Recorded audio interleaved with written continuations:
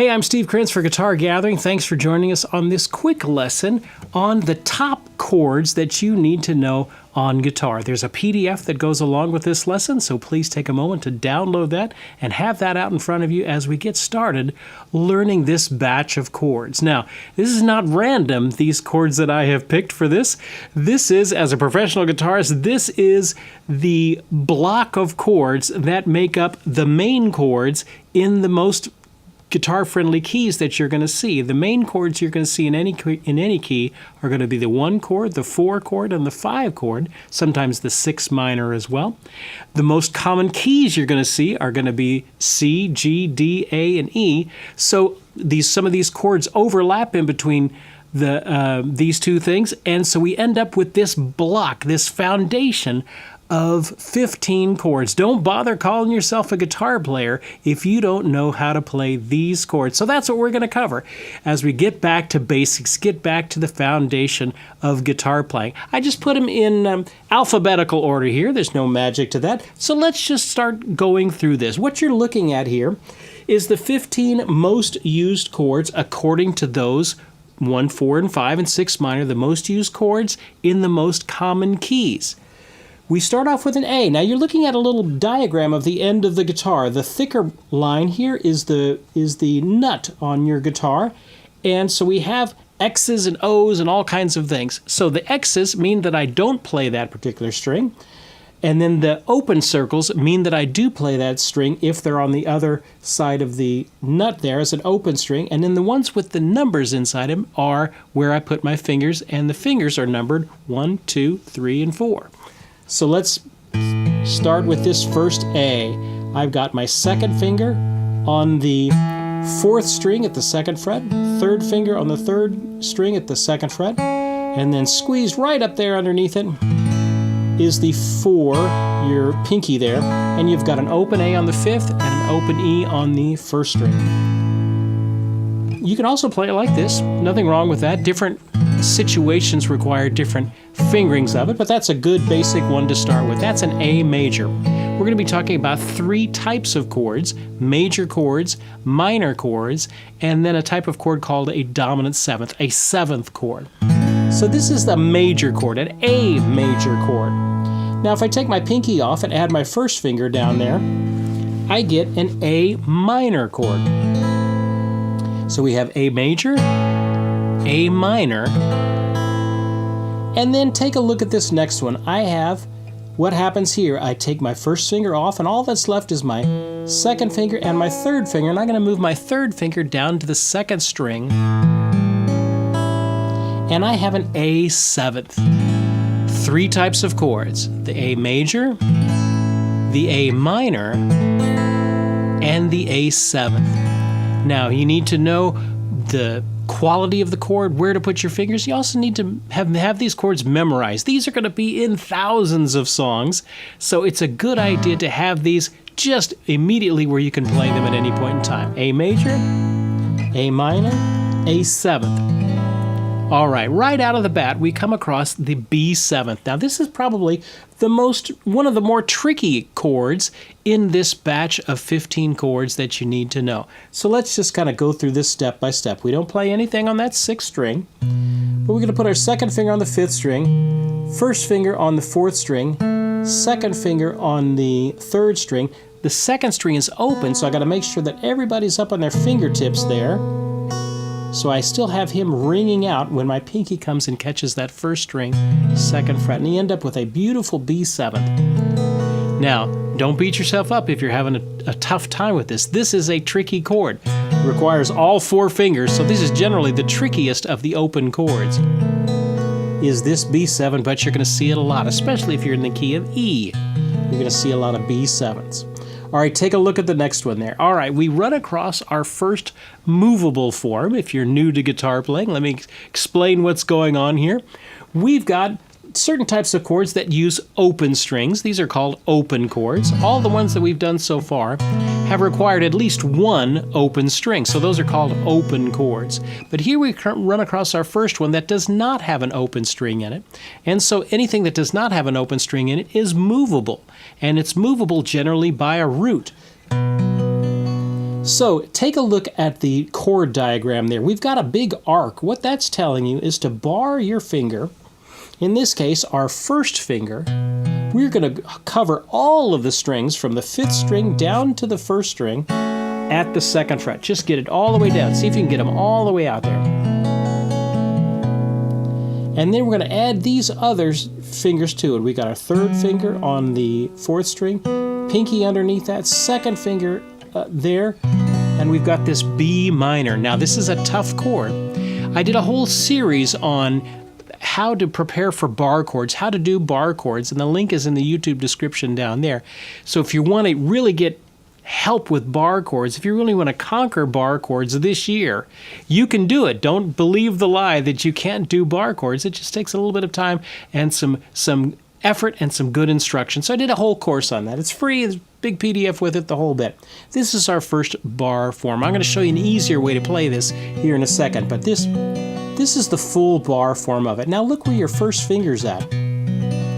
Notice on the chord diagram there, it doesn't have a circle, it has a diamond. And what that means is that's going to be a movable chord. So we can move this to different places on the instrument. We'll talk about that more here in a second. All right, woo, that was a tough one. Let's go down to the next one and get to a C. All right. Again, nothing's happening on the 6th string. I've got my 3rd finger on the 5th string, 2nd finger on the 4th string. The 3rd string is open. And I've got my 1st finger on the 2nd string there. And then I'm not really playing that high string, although I could if I wanted to. It is a high E. I could do that. Now, some people will say, hey, well, can you put the low E in, or can you add the low E to it as well? Well, it does happen to be in the chord, that note. But it does muddy the waters a little bit in the sound. So if you can start on the root, that 5th string C, it's going to be a little bit better for you. So that's a C chord. You're going to see that in thousands of different songs. That's probably one of the most fundamental chords you need to know is that C. All right. What's next? Let's go to the key of D. Let's learn a couple of D chords. All right, we've got this is a D major chord. So you'll notice we're not playing the 6th or the 5th string. We start on the 4th string.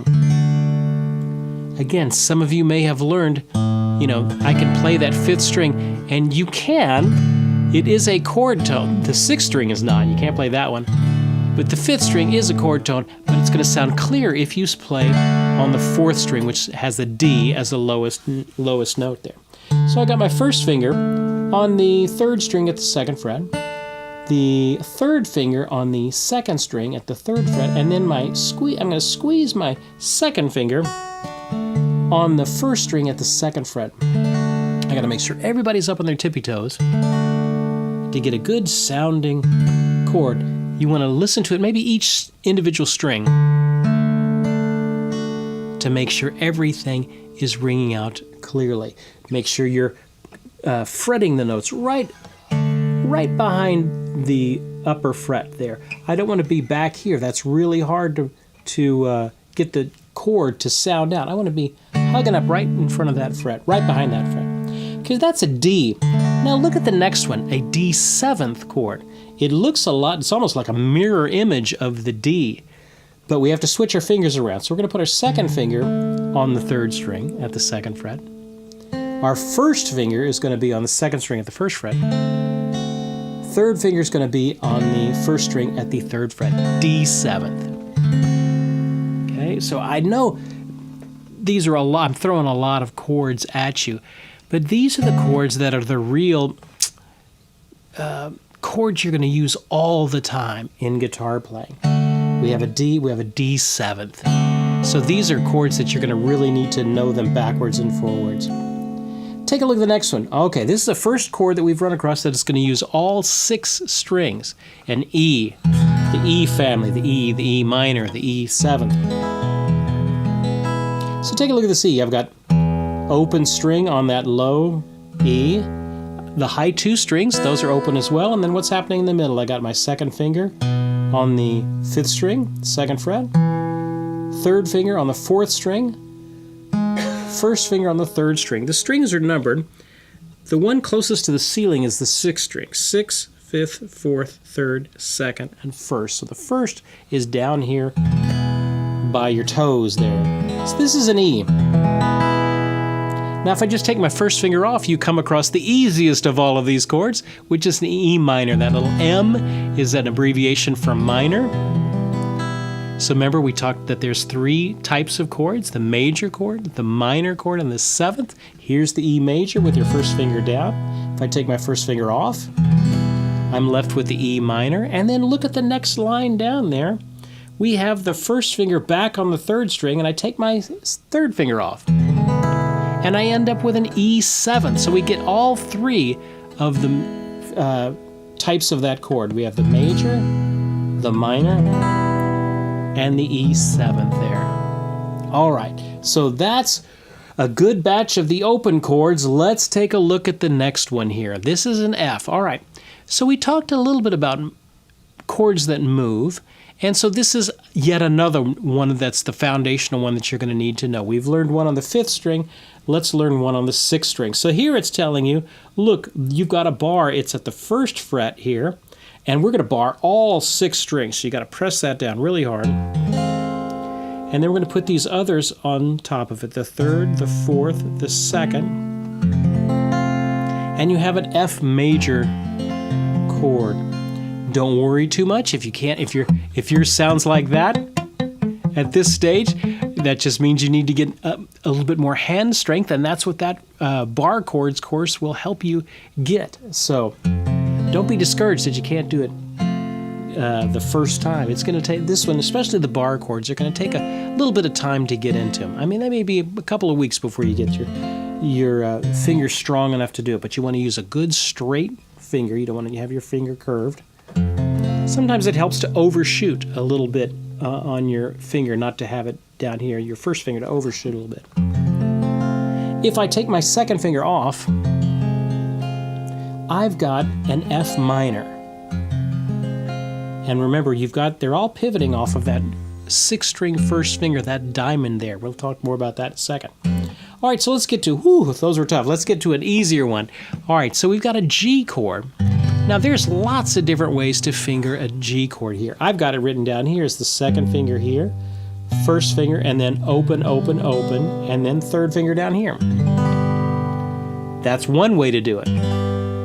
Another popular way to do it is to put your 3rd finger here, 2nd finger, then open, open, open, and have your pinky down there. Well, which one's right? Well, it depends on the musical situation that you're going for. If I'm playing a chord progression like this,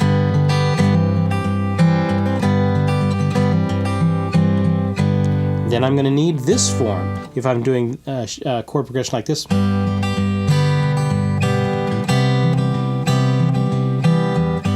then this form's going to be better. So you got to kind of pick and choose your fingering as it goes to the type of progression that you're going to find it. Last one we have here, if I take my pinky off, put my 1st finger there, so I have my 3rd finger, my 2nd finger, open, open, open, and then the 1st finger on that 1st string at the 1st fret, that's a G7. Now, I know we went through those very fast. Remember, you can always go down to the YouTube little icon, the little gear icon in the lower right-hand corner of any YouTube video, and you can slow it down.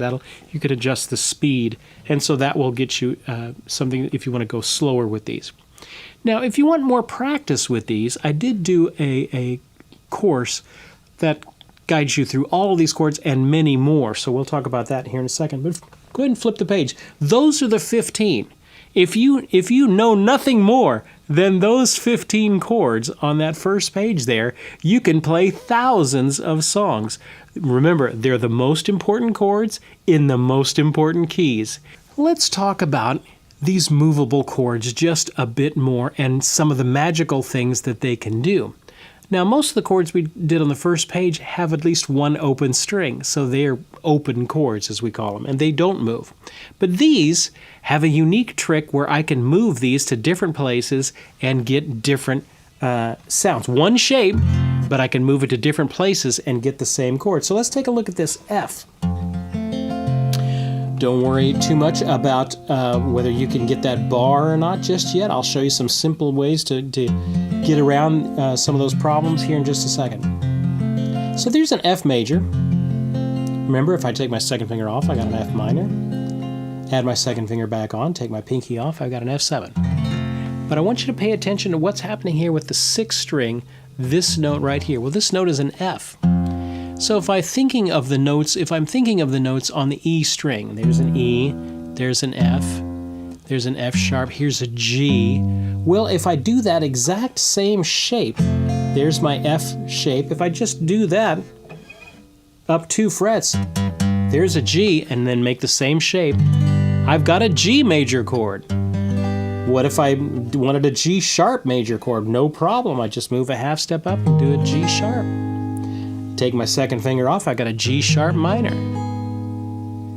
So I'm pivoting everything off of this sixth string. What if I wanted like a B flat major chord? E, F, G, A, B, then go back one, B flat. What if I wanted a B flat 7th chord? So I put the right shape, but I'm just now moving it to this right spot. So that's one of the things, once you've got those 3 chords, the major, the minor, and the 7th chord, you can play them in any key as long as you know how to move them around on the neck. So we've done that with the 6th string chord. Let's move it with a 5th string chord. One of the chords we learned on page 1 was a B minor. So let's form that B minor again. And now we are pivoting not off of the 6th string, but off of the 5th string. So we got to think what notes are on the 5th string. Well, there's an A, there's a B, there's a C, there's a D. So if here's a B minor, what if I wanted a C minor? Well, I just move this whole shape up to a C minor. Same shape, B minor, C minor. What if I wanted a C sharp minor? There it is. What if I wanted a B flat minor? B flat. So these movable chords are really advantageous because you can move them to get them into any key depending on where you want to move them on the neck. All right, so I wanted to give you one more, just a bonus chord, okay? So take a look at the last chord there on that top line on page 2, and you've got a C7. Now, remember our C that was like this? If I take my pinky and put that on the 3rd string at the 3rd fret, and then not use any open strings, just use those inside strings, I end up with a C7th, a very great C7, usable C7th, but it doesn't have any open strings, so therefore I can move it around according to that root, that 3rd finger, 5th string root. So here's a C7. If I wanted a D7, I move it up here. If I wanted an E7, I could move it up here. If I wanted an F7, I could move it here. Well, wait a minute, Steve, I thought you said this was an F7. Yes, there's multiples of these chords all over the instrument. Here's a G, here's a G, here's a G. There's G's everywhere. There's lots of different combinations of these. We're just going to focus on the main ones for now, the foundational ones. So there's a good movable chord that you can use for a dominant 7th. So we've got ones for major, minor, dominant 7th, and then on the 5th string we've got a minor shape, and then we also have now a dominant 7th shape. All right, so armed with those chords, 15 plus chords there, you ought to be able to play most songs that come across your plate as a guitar player.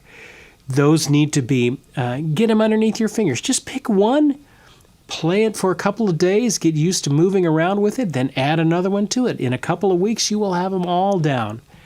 And your fingers will be getting stronger and stronger as you're learning how to play guitar. Let me show you one more thing. At the bottom of that page, there's a way to simplify these. I know these big Fs and these big B minors that's a big bar and it's tough to play. Well, there's an easy way to simplify any of these chords. You ready?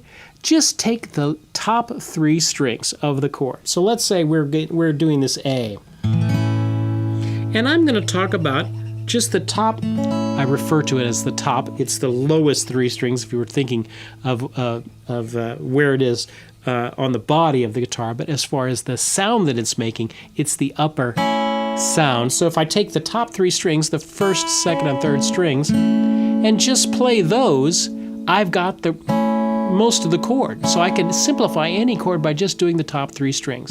Sometimes you can even move your fingers around to make it easier. So I can make an easy A, kind kind of a simplified A by just going second finger, third finger.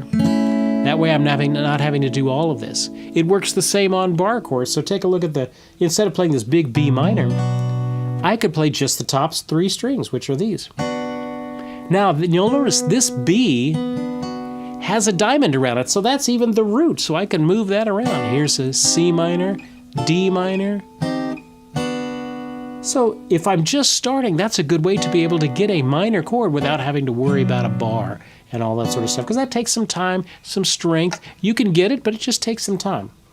So an easy way to get around that is just to do the top 3 strings. I can simplify any chord that way. Look at the last one. I've got a C chord. I can even add that high E. I take the top 3 strings there. I just end up with 1 finger, a simplified 3-note version of that.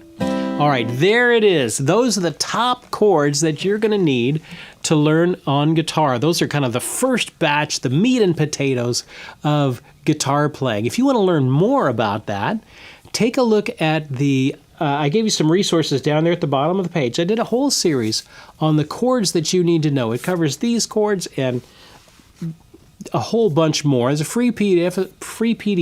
It's a free course. It's all on YouTube. Just scan the little QR code there, and that will get you to the playlist of the chords you need to know. There's workouts. I teach you the chords. Then we actually play them in songs and work them out together. The other thing is, if you want to learn more about bar chords, check out the second little QR code there. I've got to learn to play bar chords, and I take you step by step, not just showing you the chord, but actually getting your fingers strong enough to play bar chords, and that is really helpful. Again, it's all free for you to learn so you can become the guitar player that you want to be. Hey, take it, learn all you can. I'm Steve Krenz for Guitar Gathering, and we will see you next time. Okay, that was the lesson on these chords.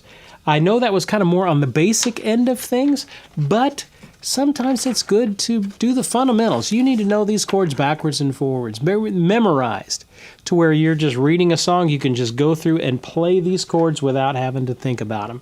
That is where we're wanting to have your skill level with all this. You wouldn't have to wonder, where's an A7th, where's a B7th, or any of that sort of stuff. From time to time, we do our Guitar Gathering Academy. We've done them over in where we're just learning songs. We learn 4 songs in 4 weeks. We've did it over the Christmas season. We did a couple of those. We've done them on jazz. We've done them on Beatles. We've done them on love songs. We're coming up in the spring, heading towards spring, and Easter's coming up. And we typically do one on hymns. So we started this will be the 4th year we've done a hymns Guitar Gathering Academy, where we will be learning 4 of these songs. I teach you the melody. I teach you the chords that go with them. We have solo guitar arrangements. There's backing tracks that come with it. It is a detailed lesson, video lesson, PDF, 10, 15 pages. You've got the finger notations down there. You've got the music. You've got the tab. Everything I can think of to put in there to get you familiar with these songs. We're going to be starting a new Hymns Guitar Gathering Academy on March 5th, and we've just opened up registration for that. So if you're interested in learning more about that, check out the link in the YouTube description down below for the upcoming Hymns Guitar Gathering Academy. Let's see. Brian is asking a good question. Any suggestions on how to formulate a New Year's resolution for guitar growth that is challenging but not out of reach? That's the $1 million question. I would say and I'm going to give you some tips on how to practice and how to move forward in your guitar playing in the second half here. But I wanted to say regarding that, I find that I want to write a simple, just maybe 2 or 3 points of a goal that I want to hit. And don't be too rigid with it. I'm going to practice 3 hours every day for the rest of the year. Don't do that. You're going to get frustrated with it. You'll last 3 days, and then you'll forget about it, and you'll feel discouraged, and you'll feel bad about yourself, and none of that is of helpful. So don't do that. I would say, just say, I want to try and learn a little bit more about jazz. And then I would say, don't just leave it as, I'd like to learn that.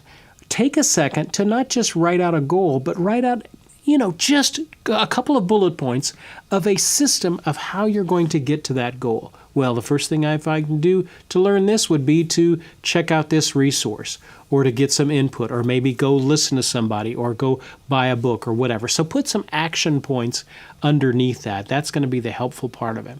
And just pick 2 or 3 categories that you want to learn, 2 or 3 goals, maybe in your practice time or songs that you would like to learn or something like that, realizing that you're going to do the best you can, okay? We put too much weight on ourselves sometimes, and we end up creating something that ends up not being joyful for us and hard to attain, and we end up just forgetting about it and blowing it off, and we lose our goal. So it ends up not being worth its time. So I would pick just 2 or 3 things and then write out a couple of bullet points on each one of where to start, and then evaluate that in a couple of days, couple of weeks.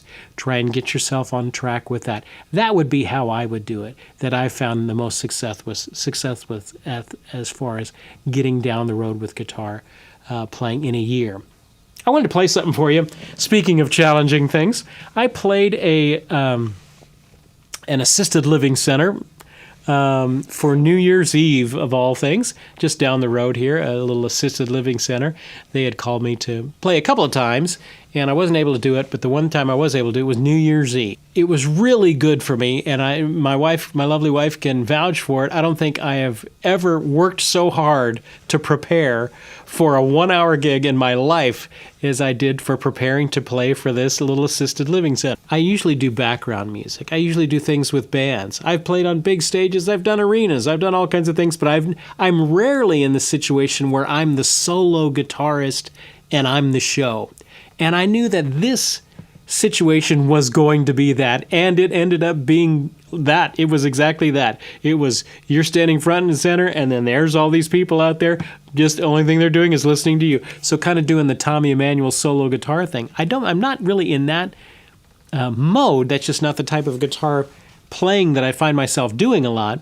So I knew it would be good for me, and I worked just stinking hard. I worked up all these tunes. It ended up going great. They loved me. I'm a big hit with 80-year-olds. I tried to play things that they would know, and it was a raving success. They've already booked me for another 5 or 6 times for the rest of the year. But it was exhausting preparing that much music for that long. I prepared 22 songs for my hour. I figured I could do 2 songs every 5 minutes with a little bit of talking. One of the songs that I worked up was You Are My Sunshine. Since we are at kind of a dark time of the year with not much sunshine, I thought, I could use a little bit of sunshine. So I worked up this little arrangement of You Are My Sunshine. So here we go. Kind of a Travis picking sort of a feeling.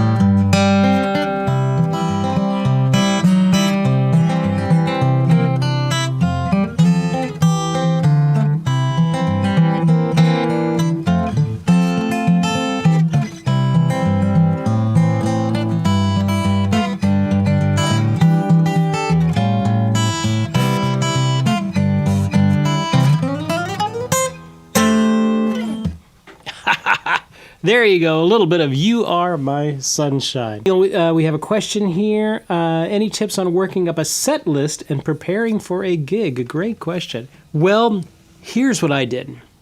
I had to think of my audience. And I had to actually do some calculations to figure out when was going to be the decade or two that they are going to know songs from.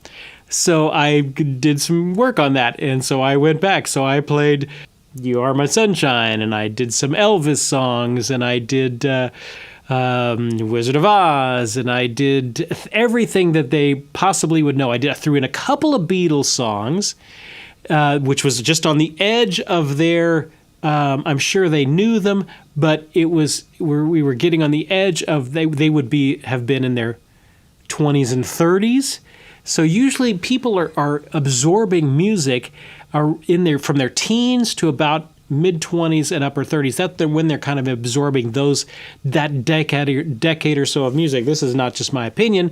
This has been long since calculated and stuff like this. So the songs that really resonate with people seem to be within that time frame. So if you can, as you're preparing a list, work up songs that are in a time period that your audience is going to know. Now, once you've got a batch of songs, I initially started out with 43 songs that I started out with, which ended up just being way too many songs. But I knew I wasn't going to be talking a lot, and I was going to be doing a lot of playing, so I had to do some math. But I knew I also couldn't do like on a background gig where I played the song 4, 5, 6 times, then I play it again in an hour. I can't do that. That I can do all day long. This was a different deal. So I knew I had to have quite a bit of repertoire worked up. So once I got those songs down, then I practiced them. And not just practiced them, I practiced performing them, which is an important skill. It's a very different skill than just practicing a song by yourself.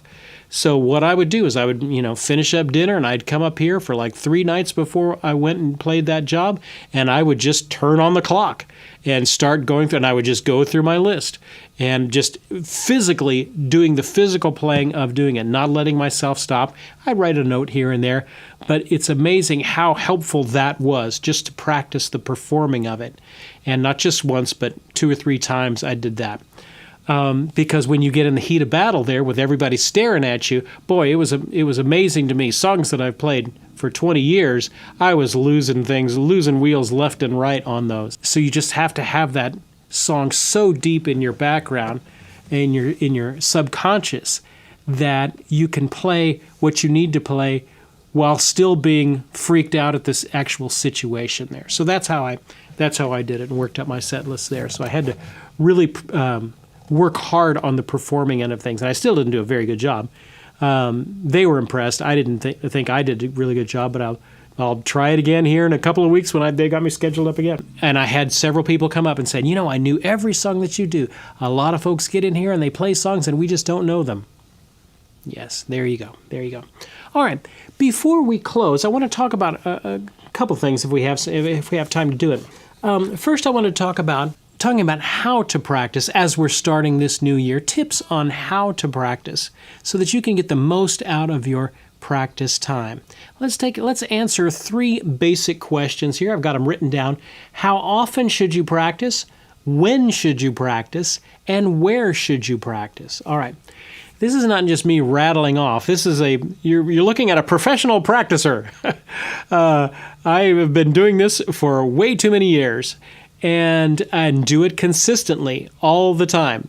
First thing I do, generally most mornings, is practice. It is definitely something that I do almost every morning before noon. I have practice. I find that I can't let myself go very long without practicing. So here's some tips to making the most of your practice time. How often should you practice? Or excuse me, how often should you practice? I would say you should, in order to get real good progress, you need to be practicing 20 minutes or more if you want to do it. Practice up to an hour if you want to, but 20 minutes at least 5 days out of the week in order to make significant progress. If you're not touching your guitar more than that, you're just not going to be making a whole lot of progress. But Steve, I want to be a guitar player. I really want to be a guitar player. It's amazing how many lessons I give to folks, and I tell them what to do and stuff like that, and then we get around to the next week and they're like, well, I didn't practice that. Well, You're not going to get any better. We can do it again if you want, but you're not going to get any better. So the only way you're going to get better is doing it and spending time with your instrument. How much time? You don't need to spend hours and hours and hours. 20 minutes. 20 minutes. If you can grab 20 minutes, 5 out of 7 days of the week, you're going to be in a good spot to start making progress on your instrument. If you can do more, great. Be flexible with yourself in your practice time. Break it up if you need to. That's what I do. I do break it up into 15-minute segments. It's hard for me to just sit for an hour and just ding, ding, ding, ding, ding, practice like that. Just mentally, I need the mental break. So that's how often should you practice. I would suggest at least 20 minutes, 5 to 7 days, 5 out of the 7 days of the week. Take a day off, definitely. I take Sundays off, and I don't play my guitar, don't practice on Sundays. Sometimes I have to play at church, stuff like that, but I'm not practicing on Sundays at all. I try not to touch my guitar on that. When should you practice? All right. Practice, you want to practice when your mind is clear and fresh. You don't want to practice when you're tired and when you've got other stuff on your mind, when you're distracted or stressed out or something like that. You want to practice when your mind is fresh. For me, that happens most when in the first thing in the morning, early in the morning, when the cares of the day haven't squeezed in just yet. For other folks, it's at night, when the stresses of the day have kind of subsided a little bit and they can go and focus on what they love to do, which is making music. Find the time that works for you. My time is not going to work for you. You need to find the time that works for you. But here's the thing. You want to find a time where you can be focused, where you're fresh, where your mind is really absorbing what you're wanting to do. The last thing, where should you practice? All right, this is a good one. Where should you practice? You want to find a place. It doesn't need to be this elaborate thing, but you want to find a place that's away from distractions, away from the phone, away from the computer, away from the TV, so that you can focus on the task that you're doing. The goal of practicing is to make progress, period. It's not about logging in time. If I just log in enough time, no. If you're not engaged mentally, you're not going to make any progress. So the goal of practice is progress. Well, I practice, but I keep going over the same song all the time. Don't do that. You're not making any progress. You're just going over the same song all the time. You're just serenading yourself. Don't do that. You're always going to be reaching and striving for things that you can't do in your practice time. So where should you practice? Away from distractions.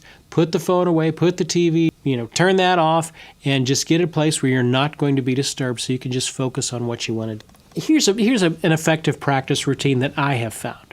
Okay? Let's say you've got 30 minutes. You do the first 5 minutes of warming up. Just doing hand stretching, finger stretching exercises. I'll do a lot of these sorts of exercises where I'm doing fingering or I'm hammering on that sort of stuff. I'm just warming up my hands. The next 10 minutes, I would suggest that you do just physical technique stuff. I'm working on scales and arpeggios.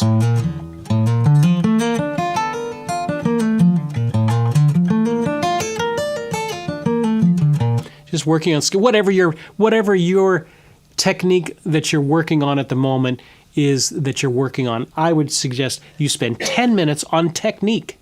Okay, technique. I'm not doing a song. I'm working on technique. We've got workouts on doing speed and agility, where you're doing finger exercises, things like that. Then I would spend the next 10 minutes. Okay, so what are we at? We're at 25 minutes now. I would spend the next 10 minutes working on repertoire. Sometimes I'll get so focused on learning technique stuff that I won't be focused on repertoire, and then next thing you know, I get called to play a job, and I've got to work up all this repertoire just under the gun. So spend the next 10 minutes. First 5 minutes is warm up. Then you have 10 minutes of just technique practice, scales, things like that, learning new chords. Next 10 minutes is repertoire. Put these things that you have learned into a song, in whatever song that you're working on. Doesn't have to be anything hard. Work on something that you're applying these techniques in there. The last 5 minutes, this is an important one, is put all that stuff away and improvise on your instrument. What do I mean by improvise? Well, you don't have to be doing, intricate jazz solos or anything like that. You could just be trying to make music on your instrument just in some way.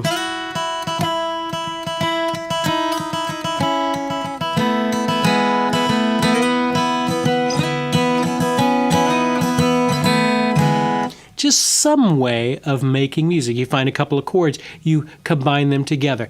That's important. A lot of times, more classically trained musicians have not spent any time improvising in that way, and so when it comes time to just play us something, they get real freaked out with that. So it's a good idea to just add that to your practice schedule. So there's your 30-minute practice time. 5 minutes of warm-up. 10 minutes of working on skills, 10 minutes of working on songs and repertoire, 5 minutes of just exploring on your instrument, doing some improvisational stuff. Okay? Couple more things before I let you loose. Here are some practice tips that help me. Leave your instrument out. You can't see it, it's off camera here, but I've got 2 racks of guitars right over here. And boy, I used to never have guitars out, maybe just 1 or 2. Now I have as many guitars out as I can, and I love it. I'm constantly grabbing guitars, different ones for different things. I find that if the instrument is out, as I'm walking by trying to grab a few minutes, it's more likely to do it. If I have to dig under my bed or in a closet to pick it under, it just becomes too big of a deal. So I like having my instruments out. They're well protected in a nice rack back here, so they're not going to get knocked over by a pet or your kids or something like that. But just I suggest have it out. It'll be a little bit more accessible for you. When you're working on speed stuff, a little practice tip, have a metronome, whether it's on your phone or a little tick-tock metronome like this. Always work with a metronome if you're doing anything with speed and timing and tempo. It's not about getting fast. It's about playing in time accurately, and you can't just do that by, I think I'll play in time. No, you can put yourself on the clock, put yourself on a metronome, and that will help you be honest. It will show you how off you really are. Sometimes we think we're more on than we are. Last thing that I found is helpful is keeping a practice journal. I've got a calendar over here that I write my little practice, what I've done in these different things, and I've got little goals that I have, and I write those down. If you write it down, that helps you be focused in your practice time. So there's some tips on how to practice and how you should be doing all that have been helpful for me. I hope that's helpful for you too. Just write down what you want to cover. Now this is whatever level you're in. You know, if you're an advanced player, I'd say those same food groups need to be in your practice time. Warming up. It's amazing how much better you can be if you just warm up. If I work on technique all the time and don't work on repertoire, then I end up not having anything to play that folks want to listen to. If I work on my repertoire all the time, but I don't work on technique, then I never get any better. So you need both of them. And then add a little bit of improvisation there at the ending. You know, practicing doesn't need to be a burden. You're thinking about it wrong. Your practice room is a sanctuary, not a prison. It's a sanctuary where I can get away from everything that's stressing me out, and I can just make some music. That's what practicing should be. Change your mindset on that. You get to practice, not that you have to practice. You get the opportunity to practice, so take advantage of that. Peg is saying she used a drum machine or an app instead of straight metronome, which is fine. I use drum machines as well. I've got a little app that has my Drum Genius on there, and I love that. Gary says he's got a Beat Buddy pedal, and I've got that as well. We offered those several years back. I like having a drum groove or something. That's very good. You know, you can get, nowadays, you go onto YouTube, just type in backing track in A, and I'll do that all the time. It'll throw up some backing track in A, and I'll just be able to improvise or noodle around, even if I'm just doing scales in A. It's just helpful to have a little track going on in A. All right, so there's some tips on that. We need to land this ship. Hey, if you want to support the work that we do have the Super Chat going, and there's also PayPal. You guys have been so gracious over the last holiday season. It was just really a joy. Paulette and I were so blessed by those of you that gave on PayPal and those that gave in the Super Chat. It's really a blessing how you guys support us. Remind you, if you haven't subscribed to our Guitar Gathering YouTube channel, please take a moment to subscribe. Click that little bell icon, and when we go live, you'll get a notification on that.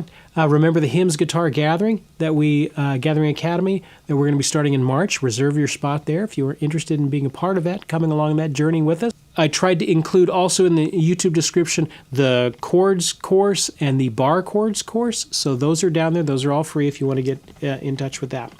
And I've got other training things in our store of fretboard workouts and stuff like that. We're getting ready to put out another one here in just a few weeks. One last encouragement for you. I heard this as I walk on a treadmill in the mornings, and one of the little instructor guys for that, he was talking about the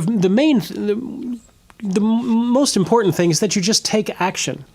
You want to get better at guitar? Just take action. Just start moving. Just start moving.